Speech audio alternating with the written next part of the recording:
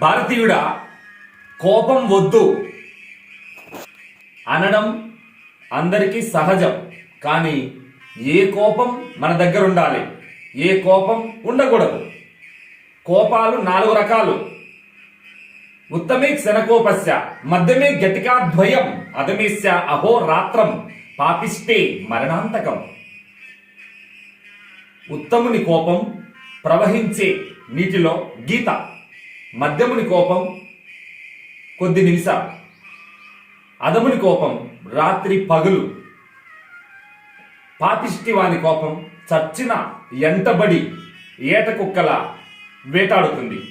కనుక 2 రకాలైన కోపం ఉంటేనే మన కార్యాలు సఫలమవుతాయి.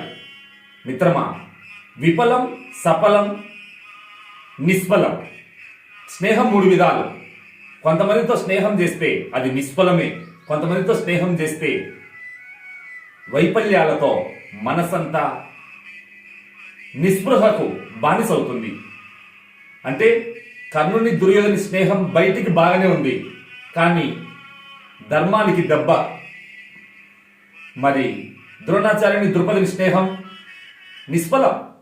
ఆ స్నేహం వల్ల బతికినంతకాలం శత్రుత్వమే రగిలిపోయింది, గుండెకాయలు పగిలిపోయింది. మరి స్నేహం అంటే కృష్ణార్జునులది, సుగ్రీవుంది, రాముంది స్నేహబంధం. ఉత్తమునితో స్నేహం పున్నమి చంద్రుల్లా వెలుగుతుంది. కనుక శ్మశానంలో పుష్పం ఎంత విరబూసినా వృధా. అలాగే ఉత్తముని స్నేహం లేని జన్మ వృధా. జై భారత్.